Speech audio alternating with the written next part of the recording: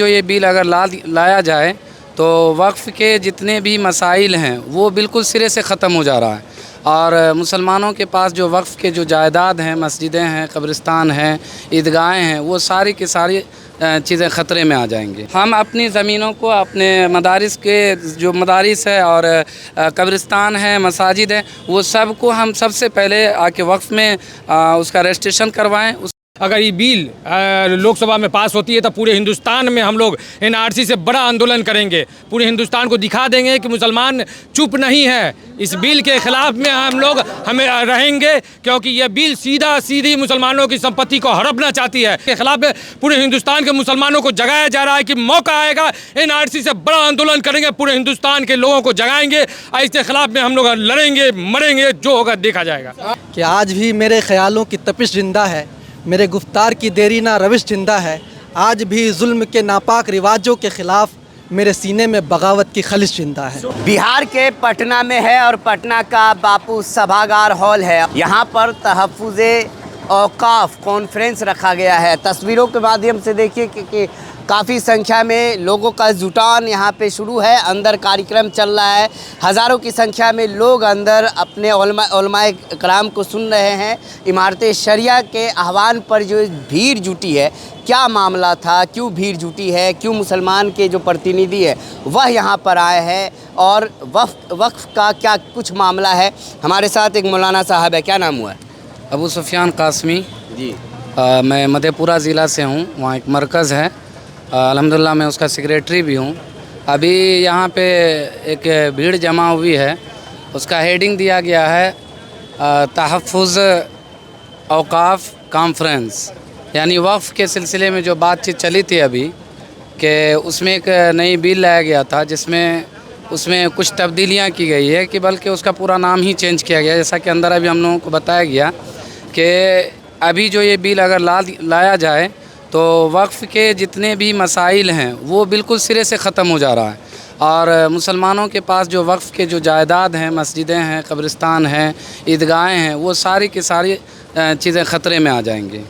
तो उसी सिलसिले में एक दूसरे पक्ष की ओर से कहा जाता है कि वक्फ़ जो है वह किसी की ज़मीन पर चाहे तो कब्ज़ा कर लेता है। यह एक बात फैलाई जा रही है। दूसरा कि उन्होंने भी QR कोड जारी किया है और वह अभी मेल भेज रहे हैं। तो क्या इसमें सबसे पहली चीज़ तो ये है कि ये एक गलत अफवाह है कि इस तरीके से कोई वक्फ़ जो है किसी ज़मीन पे कब्ज़ा कर लेता है, बल्कि ये वक्फ़ की ज़मीनें होती वो ज़मीन है जिसको हमारे पूर्वज या हमारे में से कोई भी आम इंसान जो है वो अपनी ज़मीन को वो अल्लाह के लिए वक्फ़ कर देता है, जिससे वो उसकी असल तो वही बाकी रहता है, लेकिन उससे जो चीज़ें उबज के आती है या उससे जो फ़ायदे हमको मिल रहे हैं वो आम पब्लिक में, गरीबों में, वो जिस नीयत से उसको दी गई है उसमें उसका फ़ायदा पहुंचता है। तो यहाँ पे किसी पे कब्ज़ा करने की तो कोई बात ही नहीं रह गई, इसलिए कि उसको किसी इंसान के तरफ से ही किसी के द्वारा ही दिया जाता है, तो उसमें तो ये एक बात नहीं रही। दूसरी चीज़ ये है कि उनकी तरफ से QR कोड का जारी करना,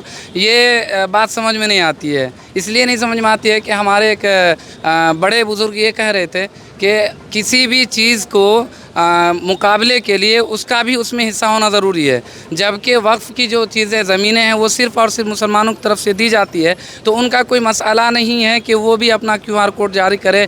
और ऐसा बताया गया है कि इसकी इमारत शरिया को या मुस्लिम फैसला बोर्ड को ऐसी कोई बात भी नहीं कही गई थी कि भाई हम मुकाबले में आपसे ईमेल करवा रहे हैं, QR कोड आप जारी कीजिए, हम इनको भी जारी करवाएंगे, ऐसी कोई ख़बर नहीं थी। बाद में इन्होंने उनको कहिए कि उनकी ये अंधभक्ति है या जो कुछ उसको कहा जाए, इसमें कुछ नहीं कहा जा सकता। लेकिन यहाँ पे क्या कुछ फैसला लिया जाएगा, आगे की रणनीति क्या रहेगी और क्या कुछ अंदर बातें चल रही है? यहाँ पे हम लोगों को ये बात बताई गई है कि आगे जो अभी तक जिस चीज़ में हम लोगों की तरफ से कमी कोताही हुई है उसको कैसे सुधारा जाए, उसको कैसे सही किया जाए। जैसे कि हम लोगों से ये कहा गया कि बहुत सारी हमारी औकाफ़ की ऐसी ज़मीनें हैं या मस्जिद या ईदगाह और कब्रिस्तान ऐसी है जिसको अभी तक जो है रजिस्ट्रेशन वक्फ़ में नहीं करवाया गया है। तो हम लोगों को ये बताया गया कि भाई सबसे पहला रास्ता ये है कि हम अपनी ज़मीनों को अपने मदारिस के जो मदारिस है और कब्रिस्तान है, मसाजिद हैं, वो सब को हम सबसे पहले आके वक्फ़ में में उसका रजिस्ट्रेशन करवाएं। उसके बाद बहुत सारी ज़मीनें ऐसी है जिसके अभी तक कोई अप टू डेट नहीं है, उसके रसीद को जो है ना अप टू डेट करवाया जाए, या वो कहाँ से आया है, किस उस जो वक्फ़ करने वाले वाकिफ़ जो थे उनकी क्या नीयत थी और उसको अभी सही जगह इस्तेमाल किया जा रहा है नहीं किया जा रहा, या गैरों की तरफ से अगर उस पर कोई कब्ज़ा है तो उसको हिंदुस्तान का जो रूल है, हिंदुस्तान का जो कानून है, उसको कानून के दायरे में रह करके उसको फिर से अपने कब्ज़े में लिया जाए। ये सारी बातें अंदर चल रही हैं और उसी पे हम लोगों को अभी जो मैं देखा कि पूरा हॉल भरा पड़ा है, कहीं भी खाली जगह नहीं है और लोग चेयर पे नहीं खड़े भी है, काफ़ी जिन्हें सीट नहीं मिली है। अंदर में किस तरह के लोग हैं? जनप्रतिनिधि हैं जो मुस्लिम समुदाय से आते हैं या आम लोग आए हुए हैं?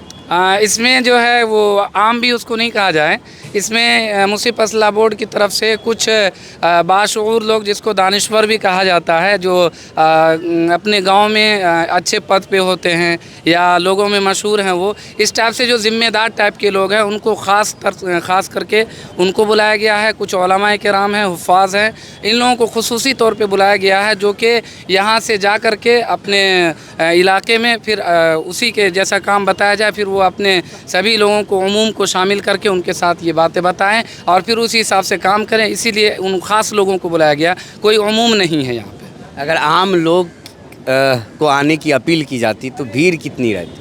उसकी ज़रूरत तो नहीं पड़ेगी अभी इंशाल्लाह, और अगर खुदा न खास्ता ऐसा कुछ हम लोगों को बताया गया है, बिल वगैरह में अगर कोई ऐसे ही पेश कर दिया जाता है, ज़बरदस्ती की जाती है, तो फिर ऐसा कुछ देखा जाएगा। उसमें भी हम लोग जो है ना हिंदुस्तान के कानून जो है उसके दायरे में रह करके हम लोग एहतजाज करेंगे और इससे ज़्यादा पब्लिक। देखिए, संविधान के दायरे में आकर लोग विरोध प्रकट करेंगे, जैसा कि उलमाए कराम का भी कहना हुआ।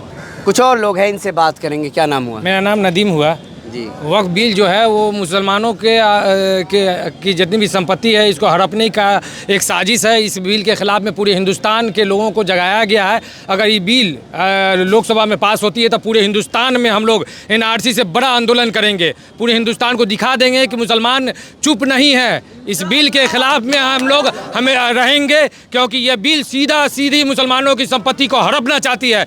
ये सरकार जब से आई है मुसलमानों को टारगेट कर रही है। एनआरसी के नाम पर, सीए के नाम पर अभी पूरे हिंदुस्तान में मुसलमानों की संपत्ति को देखकर मुसलमानों पर लिगेशन लगाकर उनको जेलों में भेजा जा रहा है, उनके मकानों को ध्वस्त किया जा रहा है, बुलडोजर चलाया जा रहा है। ये सीधे मुसलमानों के ख़िलाफ़ में इस तरह का बिल, इस तरह का रवैया अपनाया जा रहा है। इस सब के ख़िलाफ़ में पूरे हिंदुस्तान के मुसलमानों को जगाया जा रहा है कि मौका आएगा, एनआरसी से बड़ा आंदोलन करेंगे, पूरे हिंदुस्तान के लोगों को जगाएंगे, इसके खिलाफ में हम लोग लड़ेंगे, मरेंगे, जो होगा देखा जाएगा।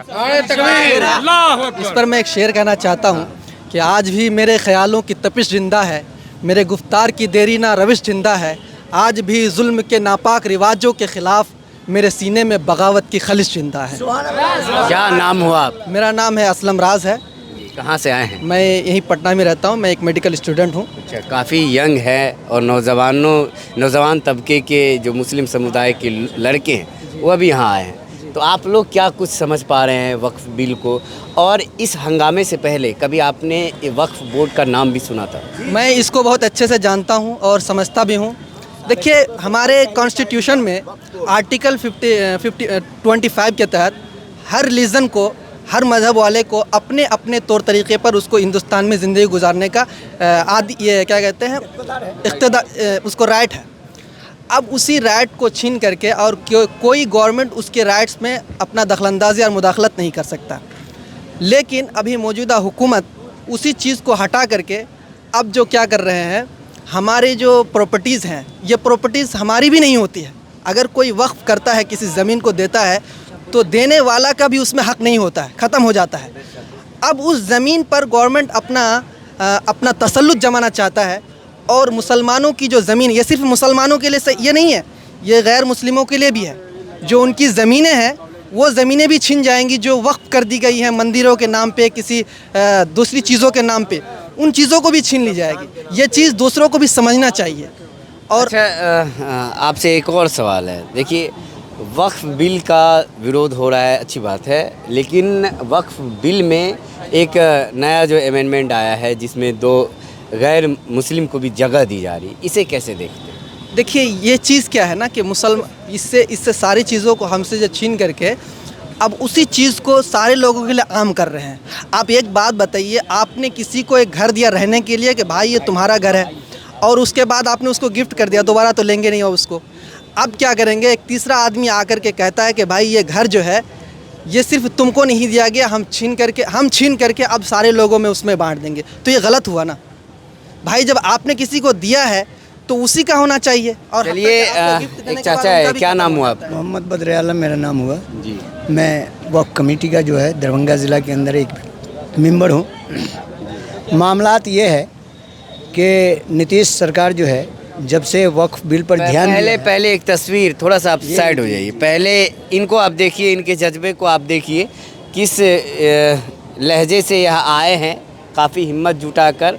और काफ़ी लोग हट्टे कट्टे भी होते हैं तो पटना कौम के नाते या अपने रहनुमा को देखने सुनने के लिए नहीं आते हैं, लेकिन इनकी तारीफ़ होनी चाहिए कि इस हाल में भी आप पटना आए हैं। और आप अपनी बात को रखिए। जी, बड़ी खुशी की बात है कि नीतीश कुमार जी ने वक्फ बिल को जो है सही समझा और यहाँ कमेटी जो पुरानी थी पड़ी हुई उसको जो ज़िंदा किया। और उस ज़िंदा में हम लोग दरभंगा ज़िला से आते हैं, उसमें एक बतौर मेंबर हैं। और इसमें सरकार जो है बिहार सरकार वो तो चाहती है, लेकिन उनके अफसरान नहीं चाहते। अब मामलात जो ये किस्म होती है ज़मीन की, मिस्कीनों के लिए है, मस्जिदों के लिए है, कब्रिस्तानों के लिए है, ईदगाह के लिए है, सारी ये वक्फ की एक सिस्टम है। तो सरकार जो है वो उनके अफसरान के ज़रिए, जो सबसे अंचल अधिकारी है, अगर उनसे रिकॉर्ड हम लोग मांगते हैं तो वो नहीं देने के लिए तैयार, कहते कि भाई मेरे यहाँ रिकॉर्ड नहीं है। बराबर जो है वो खड़े हो जाते हैं, अपने नील डाउन हो जाते हैं, लेकिन कहते कि ये भैया हम उससे पढ़ नहीं लगे। अब सच बताया जाए, जो CS में हुआ, अभी सर्वे 3 तरह की हुई है ना, एक CS हुआ, तो CS में जो आदमी इधर जो किया RS में भी वैसा ही घपला किया। और अब सरकार SS कर रही है, और इस पोजीशन में भी हमारी मस्जिद, हमारे गरीब मिस्किन, उसके बाद दरसगाह, ईदगाह अगर आज भी सेफ़ नहीं रहता है, गवर्नमेंट के यहाँ रजिस्ट्रेशन होता है और वहाँ अगर नहीं रह पाता है तो कब रहेगा? जबकि हिंदुस्तान तो धर्मनिरपेक्ष राष्ट्र है। इसमें मेरा ही मसला नहीं है, हर कौम को आएगा। लेकिन मामलात ये है कि जितना हम जगे हैं अभी, इतनी मेरी सरकार को भी सरकार सिर्फ जगी है, लेकिन सरकार के अफसरान नहीं जगे।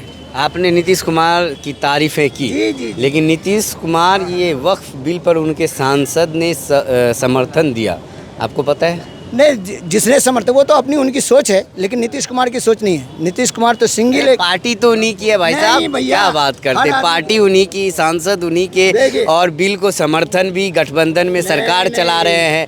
मिल्क टाइम्स को जारी रखने और मजबूत बनाने के लिए हमारी आर्थिक सहायता कीजिए। ये एक आजाद मीडिया हाउस और कमजोरों की आवाज है। आप हमें देखें, सुने, पढ़ें और हर महीना ज्यादा नहीं, सिर्फ 100 रुपये से मदद करें। डिटेल्स डिस्क्रिप्शन में मौजूद है।